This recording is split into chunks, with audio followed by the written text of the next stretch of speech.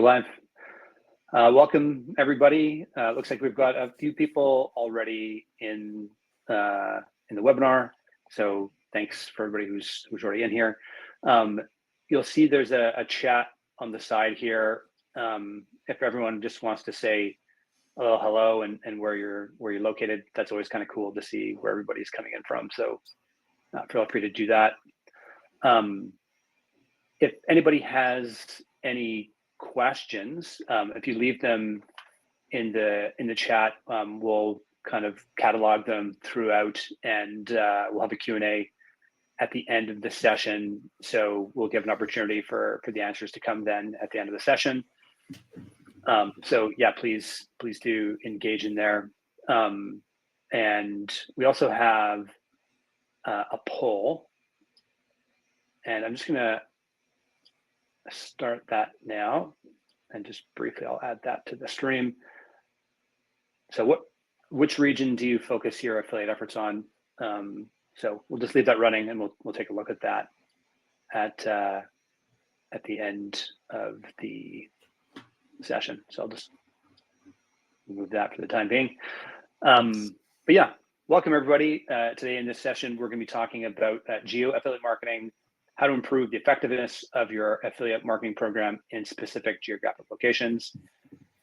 My name is Emmett Gibney. I'm the CEO at Rewardful. We're an affiliate tracking software focused on SaaS companies and really any business that's using Stripe for their payment processing.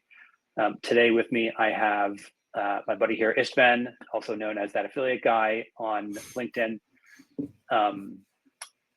We met back in September at an affiliate conference in London, the Elevate Summit, run by Leanne, and thanks to Leanne for organizing that and helping us to end up meeting. Maybe I'll hand it over to you if you want to give just a little, whistle-stop tour of who you are and what you're doing. Cool, thank you, Emmett. So yeah, just a quick one. Ishtvan Torpoi, known as That Affiliate Guy, owner of the agency TAG, which is an acronym for That Affiliate Guy. But make it kind of easy to remember as well. We're not that much into SaaS. So what Emmett's focusing on, that's not per se what we really focus on. So I have my reasons for doing that. I know how it works, but we prefer e-com in general. So whatever we're going to talk about today is more focused from an e-commerce perspective. So I'm just throwing it out there. And we are officially live for like a year as an agency, but I've been doing this for about 10 years. And I would say touched almost every single type of or vertical in e-com. So like from all kinds of industries in different countries. So yeah, I'm just also going to say right now, I know a lot, but I don't know everything. So there might be some things where I don't have an answer to. So I'll be asking, or Emmett will be asking the audience for some input. So if you guys do have input, please don't hesitate. Let's make this into a fun discussion. Cool. Thanks for that, Ishtvan. So just to give people sort of a bit of a primer on the topic today. So geo affiliate marketing. Basically what this refers to is basically a strategy of targeting and optimizing your affiliate efforts for specific geographic regions or countries. It's something that's, it's been around for a while, but certainly it's becoming a hot topic now. Even in e-commerce, it's probably been a topic for a long time. In SaaS, it's starting to kind of gain some attention. If you're trying to scale globally, how do you adapt to local markets? Whether it's language, currency preferences, other sort of idiosyncrasies of different markets and how affiliates behave. These are things you have to take into account. So maybe as sort of a starting point, why should somebody care about, a geographic focus with regards to their affiliate program, and how is that going to help them improve the performance of their affiliate program? Without turning this into a very long story, I would say two main reasons. One is optimizing your conversion rates. So you can have all the best traffic you can get, like for any country. If it doesn't convert, then there's no point in doing anything, right? So conversion rate, I think, is like one of the most important things that results obviously more revenue, potentially better average order value, stuff like that. But it also builds trust. So if you as a company, I'm just going to use I don't know, like for example, France. If you're fully English and you're running even, let's say, English ads, like branding campaigns in France, nobody's really going to trust you because you don't really seem to care about their preference from that country, right? So if you don't even speak their language, why should they care about you as a brand? So I would say trust, which then translates into conversion rates, which then translates into growth and more money, as a simple answer, actually. So that's the reason why you should care about geo marketing and not applying the same tactic everywhere. Okay, so basically it's, if I'm going to partner with an affiliate, ideally they have some sort of connection to that market that I'm trying to enter. So if I'm trying to enter the French market, you know, for whatever product or service I'm selling, by partnering with affiliates who are local to that area, whether they're physically local to that area or they're just sort of culturally language oriented to that area, they've got sort of like a trust with that particular audience. Is that kind of the idea? Yeah, I would say so. So it also comes down to, again, I can use a couple of examples. So Please, yeah. we have, so there's like 2 or 3 brands we try to onboard with a big player. So I'm not sure I want to like call out, like say some names Sure. and stuff here, but That's fine. it's a pretty big player in Germany, for example, and they have some pretty hard requirements. So if you're a brand that is, so in this case, it's a nutrition brand, and they're not really like doing heavy, let's say, billboarding offline stuff. They're mostly like digital focused. So they have more digital presence, but they don't really have a lot of offline presence. So that altogether means that they have less presence overall as a brand. They don't have enough website traffic. So there was no way in hell, even with the relationships that we have, that we could get that brand onboarded with that affiliate. So they need a certain volume. They need the people on their platform to be at least somewhat aware with the brand. So if you have, let's say, 10K visitors to the website, it means you're a very small website. They're not going to have enough of, how should I say this, relevancy on their for their audiences to actually like promote you as a brand. So then they would rather pick somebody that's a lot bigger. People have more affinity with that brand as well. So they've already done their work as a brand. So this is kind of, I would say, standalone from affiliate itself. So the brand actually has to do a lot of input as a brand, or output, sorry, for affiliate to actually work effectively. Because I've always been saying affiliate rides off of everything else that you're doing as a brand, and it should complement when you do things rather than like steal stuff, right? So a bit more focus on incrementality. I know it's a cliche word and a buzzword, but it's a fact. So, but it won't work as well if you have no presence in the market. Then there was another brand that has like 250K users monthly in that country. So in Germany, they were easily onboarded because this affiliate's minimum threshold is 100K visitors on that market. And what happens is when you talk to certain affiliates, so this is, I guess, something that many brands might underestimate, is they think, cool, so we have a million visitors a month in the US, and then you go check out their, I don't know, let's say Dutch website, and it turns out they only have 15K visitors. That's not, so affiliates don't, when you're trying to activate affiliates in the local market, so example like the Netherlands one, they're not going to look at your stats from the US. They're going to look at your stats from the Netherlands, because people from the Netherlands, they obviously visit Dutch websites, they read Dutch articles, stuff like that. So it doesn't make sense then to look at the numbers from the US market, then they look at the numbers from the Dutch market, and then they're like, okay, you're too small, we're not going to work with you. So that's a reason as well why you really need to localize. You need to talk to the people when you do communications as a brand as well. So again, this is not really like affiliate marketing specifically related, but if you're doing ads that doesn't speak in the tone of voice of the people in that country. Example, another one, Belgium. It's the bilingual country. They speak 2 languages. If you run Dutch ads near the Brussels area, you're not going to convert anything. People are not going to remember you. They're going to think, why are you showing me Dutch ads? We all speak French here, right? Yeah. And it's the same country. So you have to already do your work as a brand to talk to the people like they want to be talked to actually grow something. And then your affiliate efforts should translate kind of with the same mentality as that.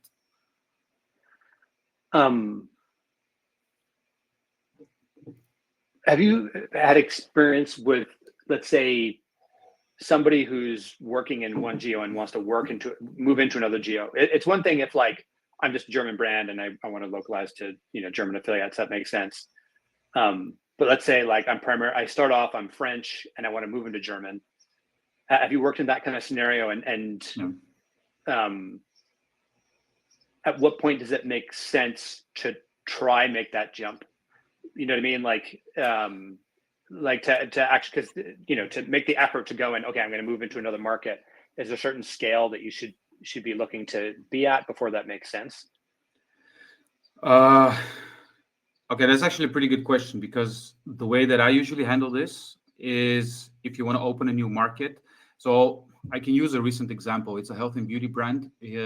That's actually a Belgian brand, but they're quite big in Belgium. They have they have quite a big footprint in the Netherlands as well, but it's because it's a similar country, right? Yeah. For some reason, they're not performing that well in the Wallonian area of Belgium, so that French part, but they still have a presence there. Now, it was an easier step for them to translate to the French market because they already have the presence, that kind of entrance. So from the Dutch side to the French part to France itself, it was a bit easier for them to translate. But then they opened up also Germany. And initially, when they said, okay, we want to do search and meta in Germany, I said, what about affiliate? Have you been thinking about this? They said, yes, but we have no footprint at all. I said, that's exactly right. So right now, it doesn't make sense to run affiliate yet. But keep that in mind. So put that on your list. Yeah. That's going to be something we're going to open up later. But you first need to gain some traction with the other channels. So in my opinion, a good way to see. So some people think that affiliate is like a magic wand, and you turn something on, you get a couple of partners on board, and then it just starts generating sales. But again, we get back to that initial part is if you're not familiar with the people aren't familiar with your brand from all the channels, because a customer's journey consists of a bunch of touch points, right? So it starts... Yeah. I mean, it can go from a billboard outside, then they see an ad in search, then they browse Facebook and they run into something there. And then they might convert again through affiliate, or they might not, and they might end up converting through like a direct email, right? So you need to have a scope of touch points that you start, generating that interest from people in a country. Affiliate's not going to be your go-to thing. So I always tell brands, first, please spend some money. And again, it depends per brand, how much they should spend and what the thresholds are. But for example, in this scenario, I also said, once you guys start generating 200, 300K of revenue in search, then we know that affiliate is kind of worth it to start exploring as well. Because then it's going to be low, right? It's going to be low growth. Don't expect the same numbers, not even like in France or the country sizes matter here as well, right? But don't start affiliate until you have a certain threshold. So I can't really speak for people and tell them what the threshold should be. But in my opinion, like 200-300K is enough for you to already launch a program. And then obviously you can't spend a lot of time growing it because you need resources to cost the brand extra money. So they might not have an ROI positive effect. Also depends on, does the brand want to invest in the beginning and actually grow this out and spend more time and effort to actually build it out, get more presence. So, affiliate is like an external reach mechanism, right? So the more reach you have, the more your brand is out there. So it kind of helps with the branding aspect and all that stuff as well. So it kind of depends on how profitable the brand wants to be in the first year as well. So for us, the way we do that is we look at the profitability metrics of the company, and we know that with 200-300K, ideally 300K a year, that should be your starting point. Because then I'm pretty convinced that we can at least generate 10-20% of that revenue in that country from an affiliate perspective. I don't really know exactly why I have that number, or that's my minimum threshold to actually launch affiliate effectively with profitability. But it's just called experience added up together. And then I just realized that 10-20% is pretty logical if you put in the right effort, get the right affiliates. And then I'm not talking about the in the coupon browser extensions, that kind of stuff, because everybody knows me that I'm very against those. There's a bunch of other affiliates you can use. Nice. But they need to convert. So that's the whole point. And if you're not big, you're not going to convert. And then that's, in any case, our minimum threshold to actually tell the brand, okay, now it makes sense to launch affiliate in that. If you're not going to invest in any branding or anything like that, upper funnel stuff from your own perspective, I'll be like, okay, but don't do affiliate yet. That's not your mechanism to run.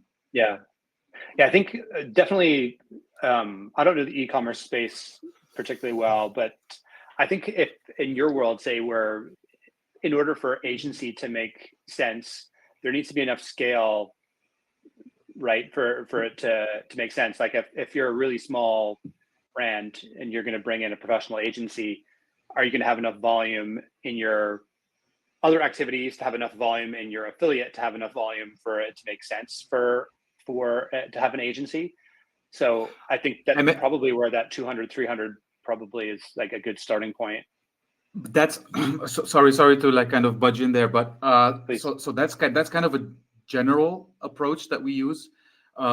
Recently also I started thinking about but it all starts with the profitability idea of the brand. So how profitable do they want to be? How fast do they want to grow? Imagine you have so let's use one of our clients. They're an insurance brand.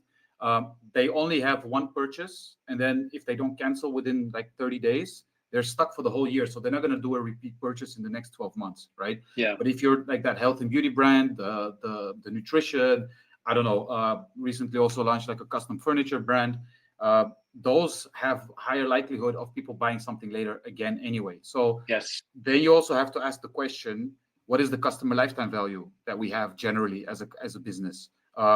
Are we going to be able to produce more sales from those people? Do we have good email follow-ups, like sequences that we have internally as a company to actually convert people that made their first purchase, so you don't have to pay external fees for those people again and stuff like that, right? For example, like I know like in the US, I mean, I'm speaking to like big media buyers as well. Those guys get paid. So, okay, how am I going to say this?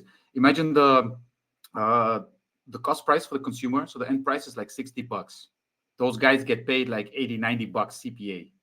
So they're overpaying on that initial purchase just to make sure that that the media buyers have enough capacity in terms of the media buying costs that they're generating to actually spend enough to convert people.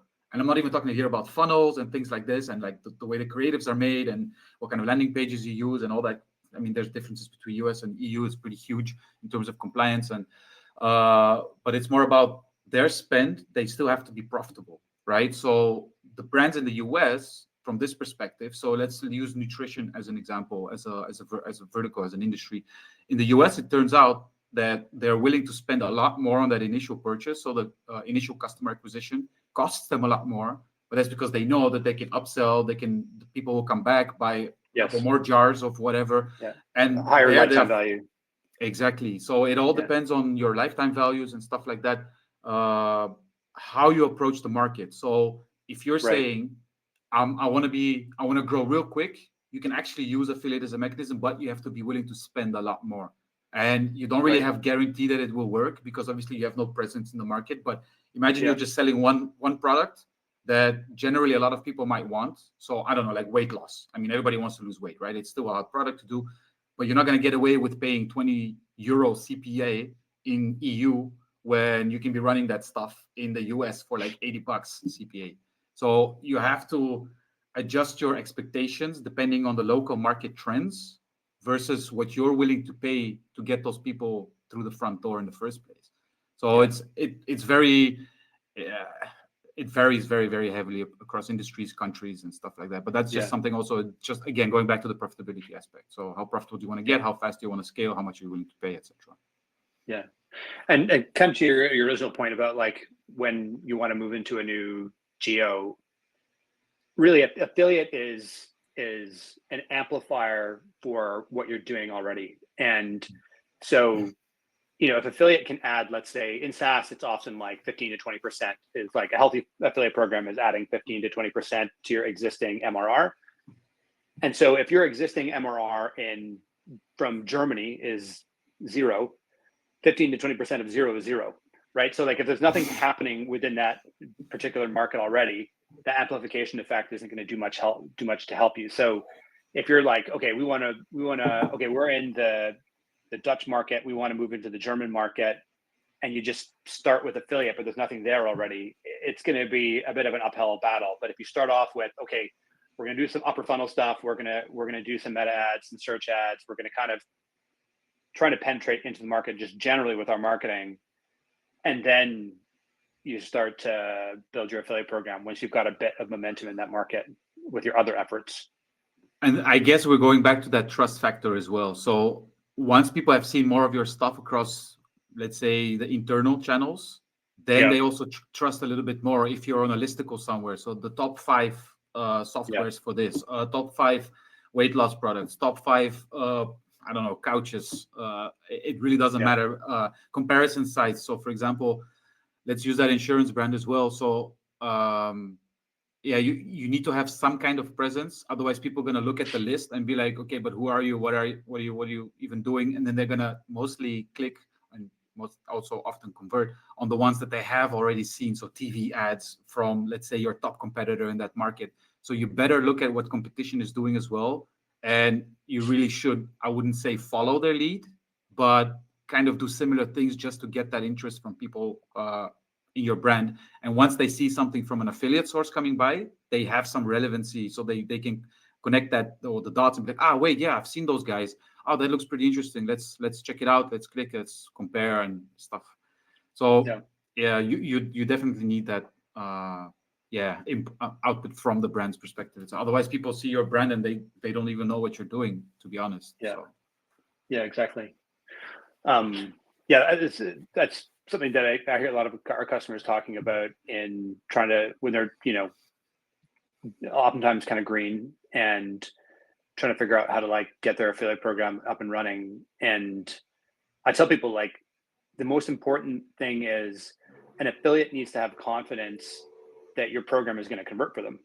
Because if there's like 5 different AI headshot generator tools that I could promote and they all have affiliate programs, I'm going to promote the one that I feel like looks the most reputable, the one that I have the most confidence it's gonna convert.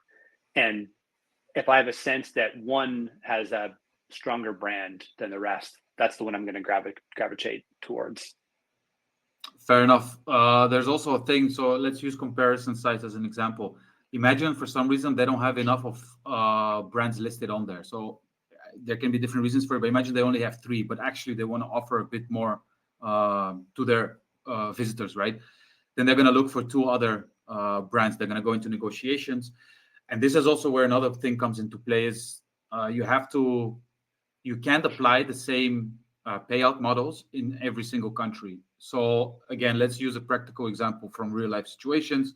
The insurance brand, like in, okay, so this is quite interesting. So we have 3 countries that are right next to each other. They're like literally in the close vicinity of each other: Germany, France, Italy. They're pretty big in, like they're actually huge in Spain. They're starting off like Portugal. It's not a main focus, but the main focus of growth now is like the big markets: Germany, France, and Italy. In each country, you have different costs of the industry as well. So they want to reach new users. So how are you going to do that? On a scalable source, right? So I'm not talking about using cashbacks and stuff, because again, for insurance, that's not like the best thing. By the way, I want to tell the audience this as well. The client actually countered me during a call, and they had some pretty strong arguments. And I was like, man, I need to rethink my vision of cashback affiliates, because it's not applicable for every single brand. So you can't use every single affiliate for every single type of brand. I've recently done like 3 new proposals, and one brand had like, so for example, like for real estate, they had 4 affiliates on the yes section, and then like 8, 12 on the no section, because it just doesn't have a match. That's the first thing. The second thing is the payout models. So, okay, cool. We want to be more on the comparison sites, and we also want to try and drive some social traffic through affiliates. What are we going to pay? Our base default CPA is X, right? Then you check French. So you talk to these guys, you check out also some statistics from your own data. So you kind of use your own data as your benchmark of, okay, this is where we should be going to. So let's just use a theoretical example. We can pay a maximum of 500 CPA. That's a crazy high CPA, right? It's a theoretical. It's not what these guys are paying, but just a theory. Yeah. So imagine you have a maximum CPA of 500 and your default CPA is like 100. So what you did is, okay, cool. Our competitors, they're paying, let's say, 60 as a minimum, but we are less known. So we have to offer more already, just so that if we convert, because we're going to convert less, because we're not that known in those markets as the competition is. So they can get away with paying a lot less than we as a newcomer. Yes. So we already have to pay more just for that initial part. Then you also have country-specific costs. So like CPCs, let's say in Spain, are a lot less than, for example, in France. You also have certain affiliates. They run only on CPL. So when you look at, okay, so what is competition paying? yeah, they're paying X amount CPL, and we're like, okay, wait, but we have no guarantee of sales coming through, so we have to test. So then you kind of you take the risk, but if you really want to scale, you want to be on there, and those guys, they give you the numbers, and you're like, oh wow, okay, so we actually should grab at least 50% of that traffic if we can, which is theory, it should convert this and this. You make your assumptions, you make your calculations, and then you have to say, all right, so our base model is CPA, but we want these guys, so let's recalculate this, calculate backwards, and try CPL with a maximum budget. So we can do like, okay, cool, let's say for 3K, we can do a small test. If it works and we see that the numbers, the final CPA is within the range that we can pay, cool, then we can scale this, and we can increase the budget, we can uncap it, whatever. So it's so complex, to be honest. Like, you can apply the same ideology across even 3 countries that are like right next to each other. Yeah, that's interesting about the, like, in certain geos where you have less of a brand, okay, we're going to have to pay a higher CPA because we need to overcome our weaker brand in this market by paying for it. Basically, that's interesting. The main driver for that is the EPC, of course. So I think everybody that's visiting, they know EPC is the thing that matters for affiliates. So it's actually what you said as well, right? For the uninitiated, yeah. Correct, earnings per click. So it's like what you said as well. If I have a choice between 5, I'm going to choose the one that's most likely to convert. However, so again, this gets quite complex, right? But one that converts best might not be making you the most EPC as well, by the way. So the way that we handle these discussions, actually it goes from CPS, so cost per sale, which is a variable. It can change with every single shopping cart.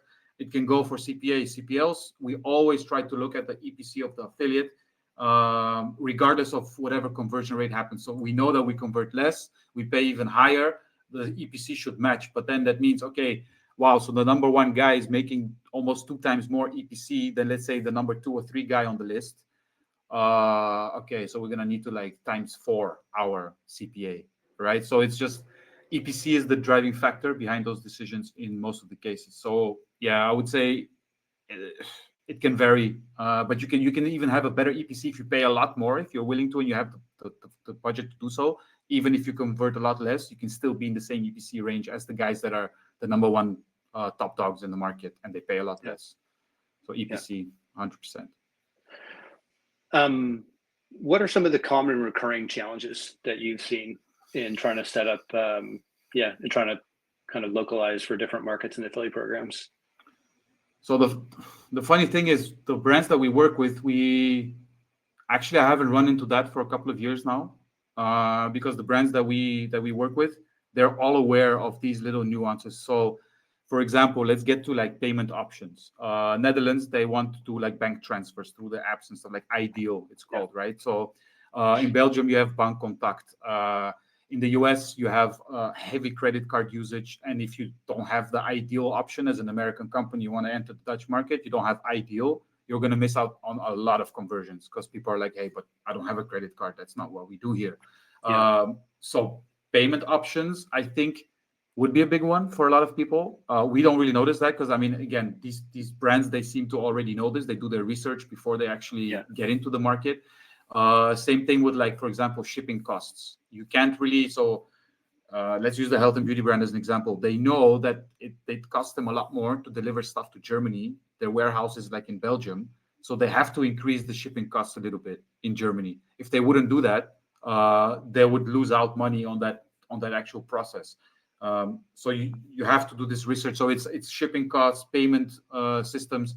The biggest one is, I guess, localization. So I know people, they have some pretty good websites, like they're really beautiful websites. The brands are doing a couple 100 million globally revenue per year, and then you look at the website. Let's say like in France, it's an English website, and then it's not converting. Okay. So localization, the language itself, and same thing goes also for Belgium. If you enter the Belgian market, you need both. Both languages. You can't just get away with one or the other. So localization is like one of the biggest things. Let's say return policies as well. So some countries, they're okay with paying for like returns. Other countries are not, right? So it's just those kind of little issues that as a company, you yourself as a brand might run into that's going to be preventing you from growing. But then obviously affiliates going to have the same issue, because then that traffic's not going to be converting because of those things. How about when it comes to recruitment of affiliates? What are some of the common places you're going to find these pockets of geo-specific affiliates? That's a pretty good question, actually. So one of the things that we don't really do that much, to be honest, and I think we should, but we don't have the need for it right now, is like YouTube stuff. Okay. I don't really know which tools to use for that. So it's more like manual work. For us, what works really well is using things like Ahrefs. So that one gives you pretty good indication. I mean, it's still, again, laborers' work. If you build your own like AI agents or your own automations, you can filter things out and you can get some nice lists, and it kind of filters things for you. But you still have to do manual follow-ups. And for us, our main, I mean, it's quite a hype, right? Doing all these AI-based things. But in our opinion, to maintain quality in the work that we do, you still need that human element. So honestly, the team as well, I tell them, guys, actually this morning, a team member was messaging me. He said, okay, I went through the website. I clicked on all kinds of stuff because I don't trust them. If you let it up to AI, they're not going to do those checks. They're not going to go click out on a bunch of things. So they don't have that like spidey sense of something feels fishy. Like, no. So I really don't care what people say, to be honest. They're like, oh, AI, yeah, sure, so in sourcing things. But when you actually want to activate something, you should have had that physical human element that looked at it without blindly just sending out, let's say, 1,000 different invites to people. We've tried a bunch of tools. We've tried a bunch of tools for outreach as well in general. They're also quite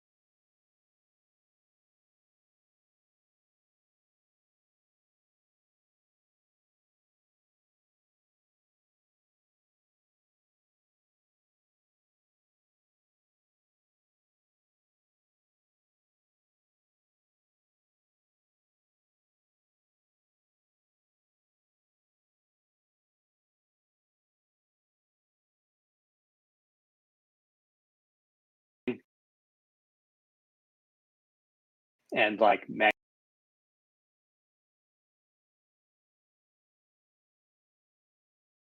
websites,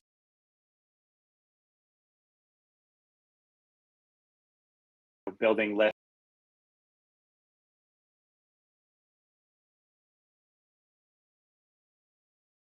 going through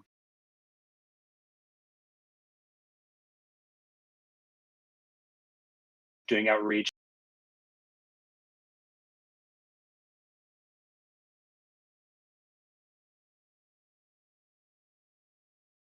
and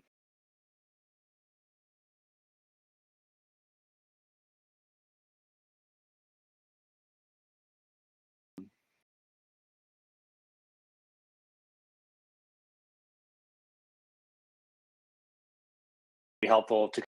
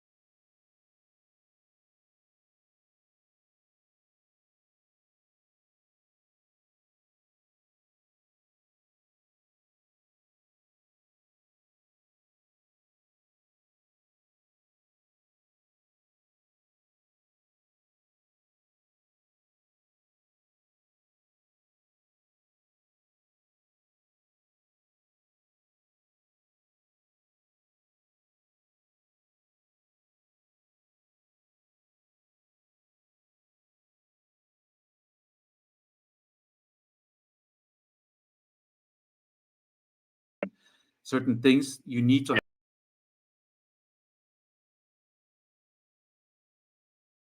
some people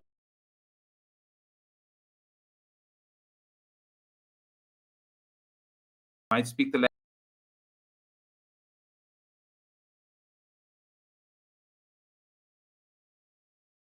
Your content.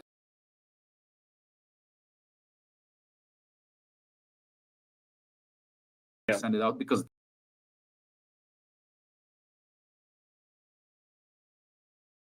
and you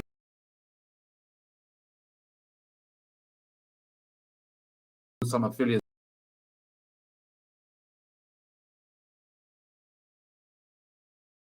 have a bad outreach, and you know find the right tone for that country. It's a legit thing. Like that can go wrong pretty quickly. But I've noticed that people they're more responsive nowadays to more direct messaging in general. So let's say like in Europe, in the UK, I'm not gonna use that because it's still a prevalent thing to be like super nice. In the US, it's also quite nice, but you can also use some directness. So it really depends. Like I guess, yeah, per region. So not per country, but per region, per se. Yeah.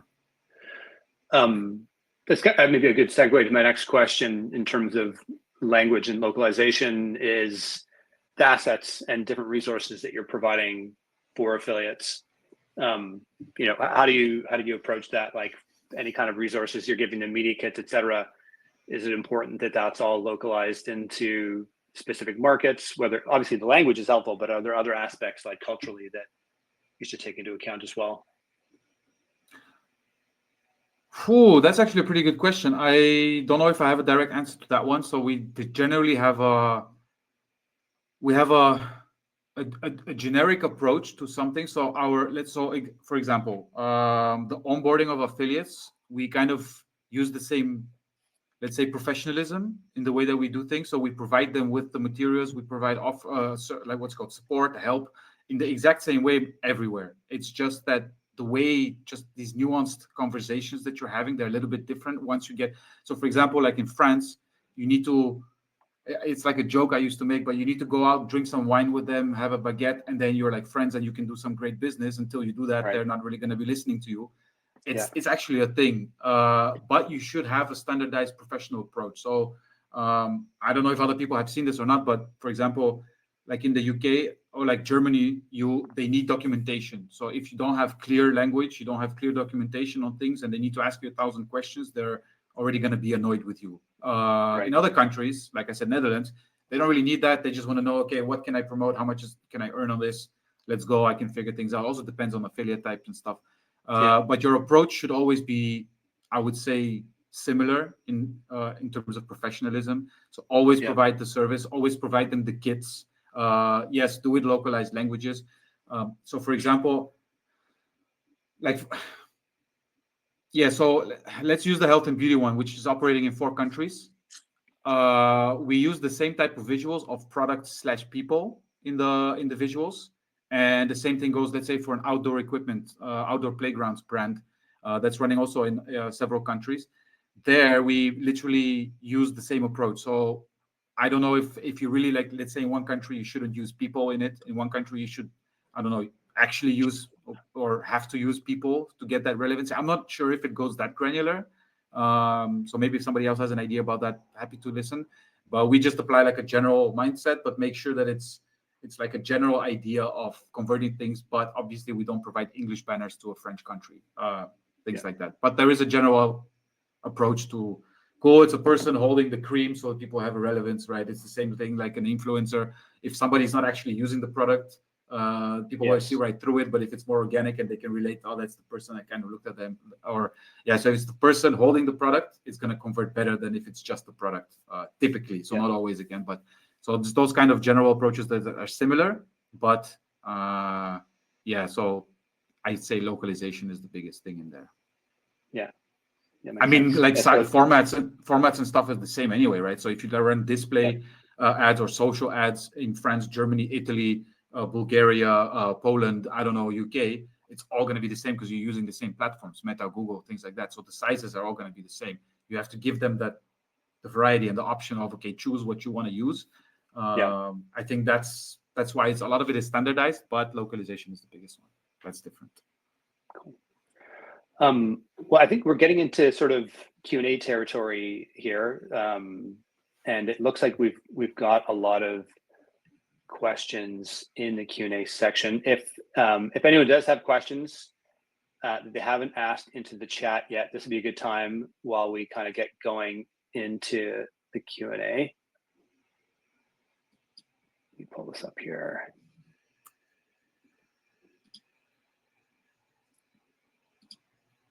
Let's see here. Okay, we've got a question.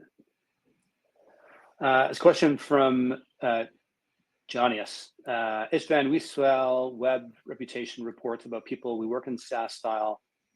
What kind of affiliate program would work best for us? Currently, we're using commission-based Rewardful. Is CPA better, or some other type of affiliate could work for us?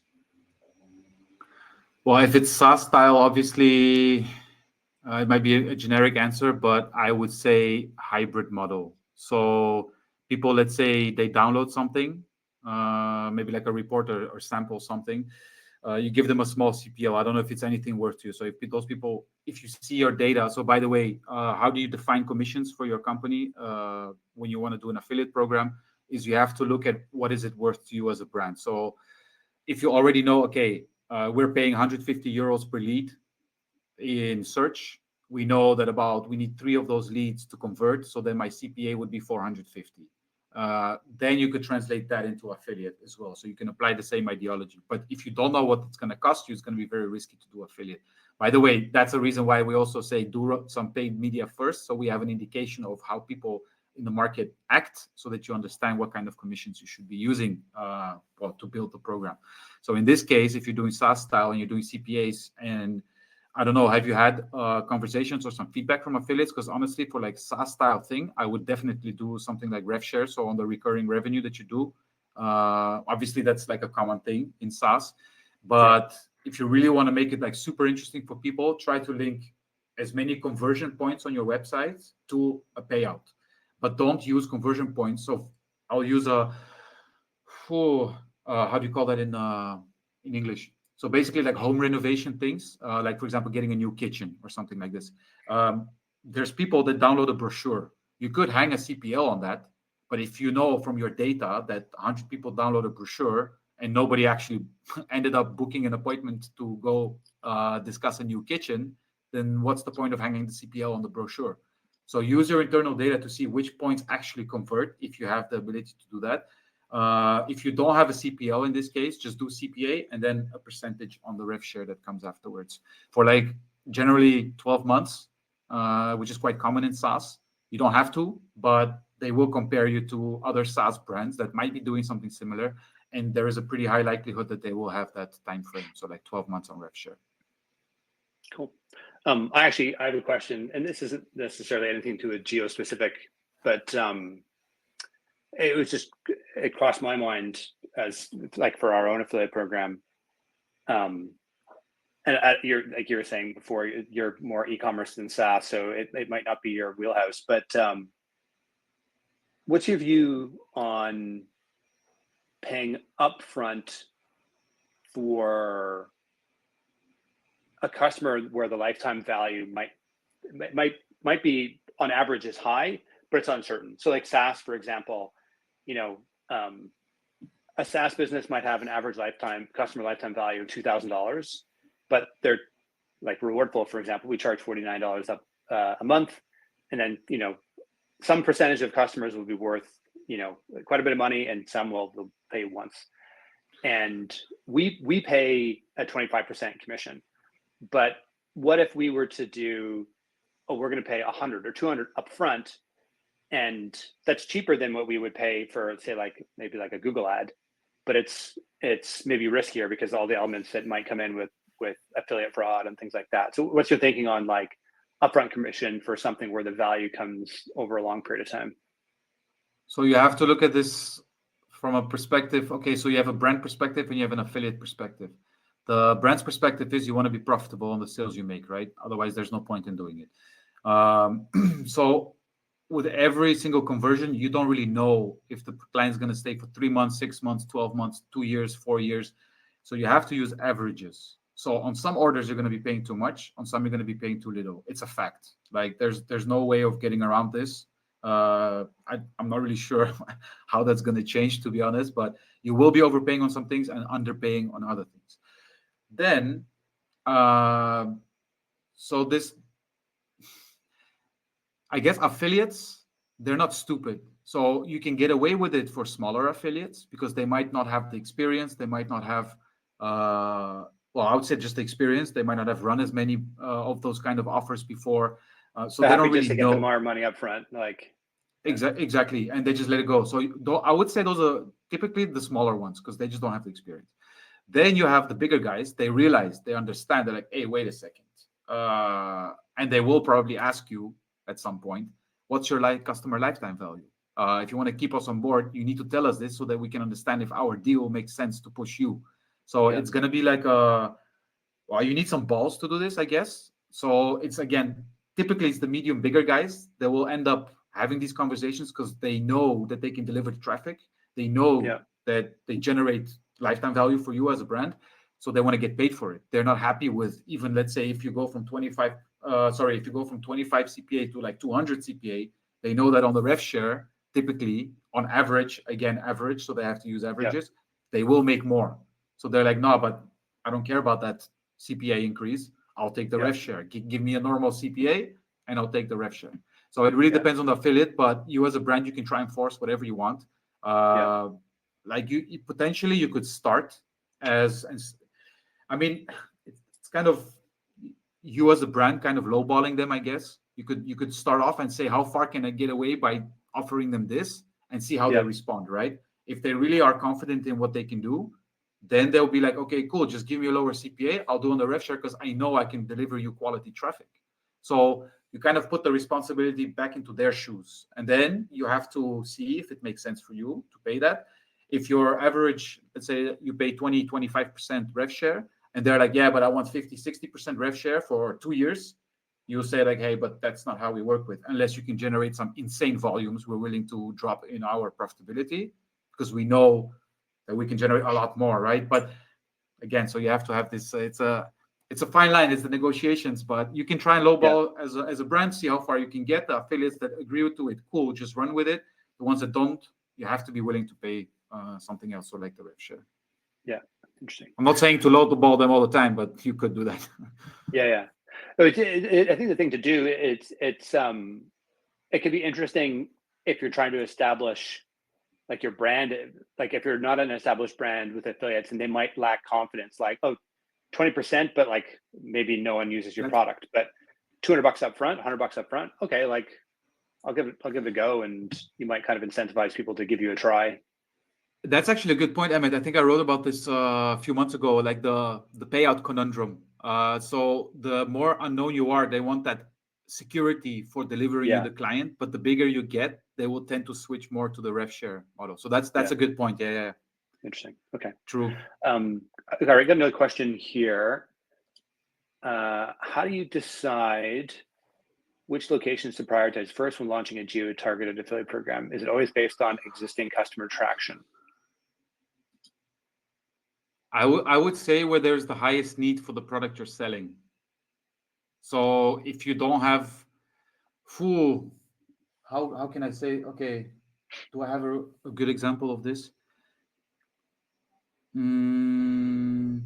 So this is like a hypothetical actually, because I really don't have a recent example of this, but let's say, so Belgium again versus Netherlands is far less advanced in terms of digital mindset. Actually, wait, which country was it? So so Germany, yeah. So basically what happens is people still would like to talk to consultants more, so they would rather get somebody on the phone, or they would like to visit your store physically. In the Netherlands, it's a country right next door.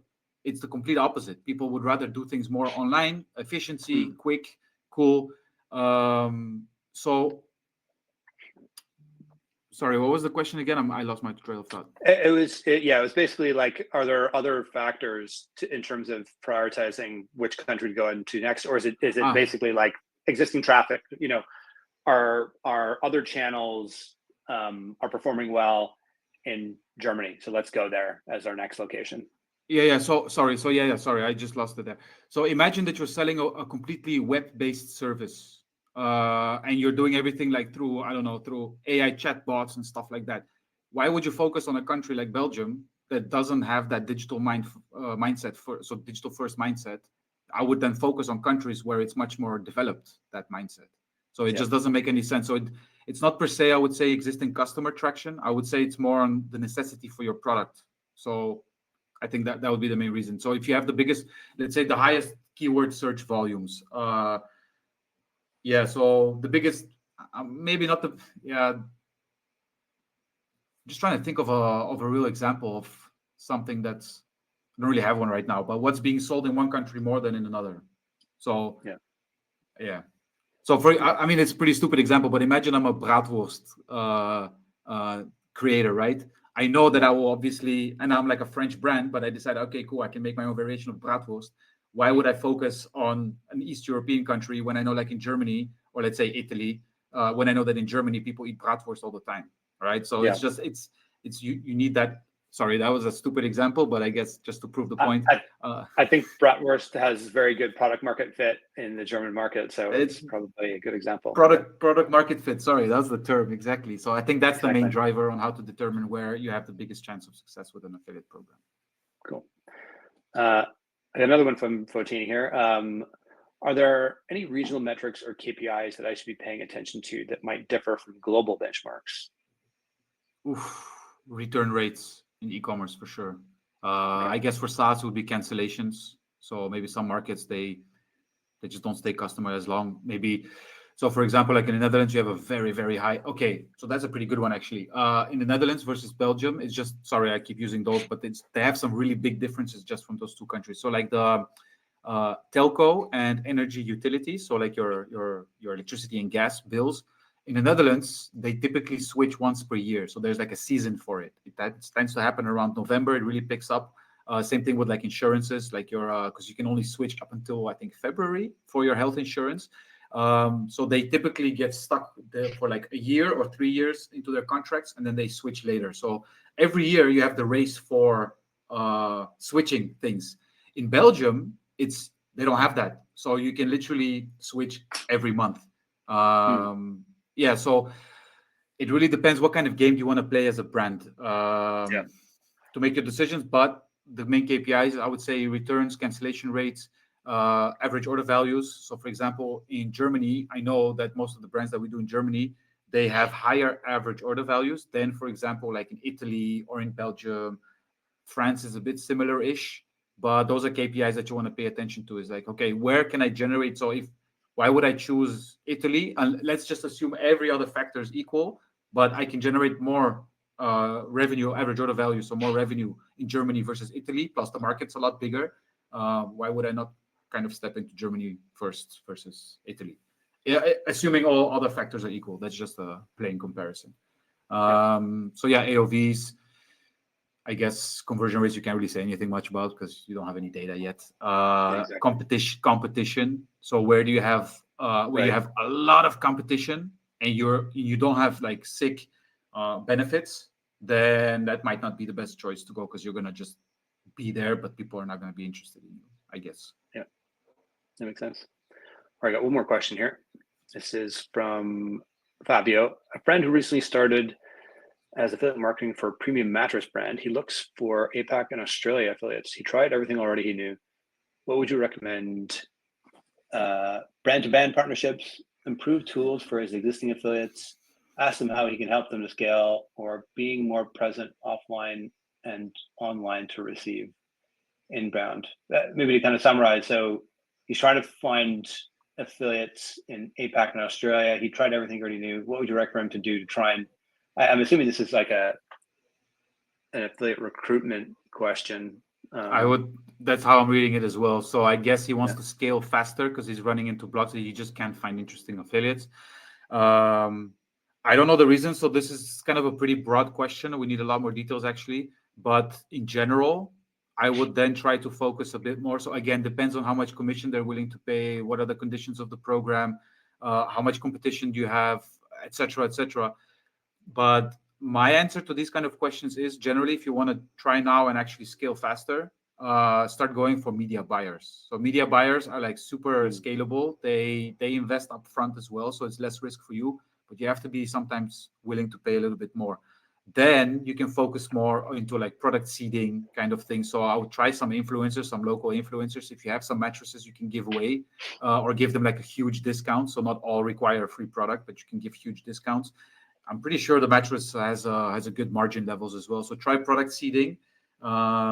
Just look up ad libraries as well of competitors. So like Meta, look up the ad library, see what kind of competition is doing. So sorry, what competition is doing, see how much volume there is, if there is like interest into that kind of stuff. So I would definitely go into the product seeding, media buying first, product seeding. I don't know exactly off the top of my head in Australia and APAC how much like the cashback stuff is really relevant. I think it is actually. I've had a few conversations with people in Australia. I don't know APAC, but Australia, and like it's come up a few times, cashback. So cashback, obviously, Fabio, use cashbacks, get that lower funnel conversions if you're struggling as well. And then later on, once you have more traction on that, try to focus more on the long tail-ish kind of guys. So the chances that you're going to generate more sales with a media buyer are far, far higher than getting, even if it's a good content, blog, website, whatever, focusing on sleep or something like this. It's still going to take you more effort to get that up and running than you would if you just start investing into media buying. I would say definitely media buying is your number one thing to do. Ask your network, by the way. Ask the network. LinkedIn. LinkedIn is really good for that as well. There's a lot of media buyers on LinkedIn.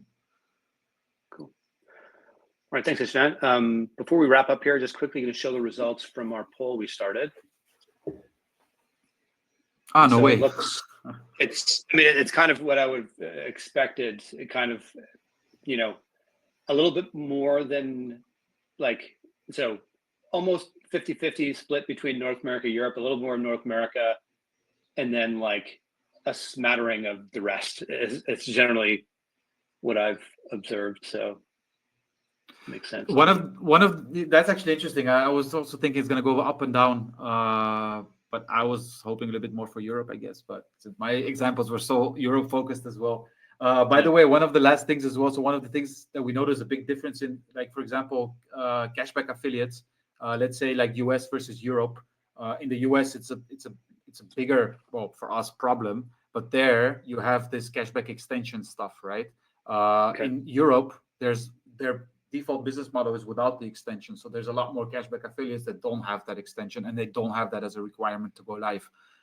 So again, depending per country, there's some in your how do you call it, strategy for how you want to run your program.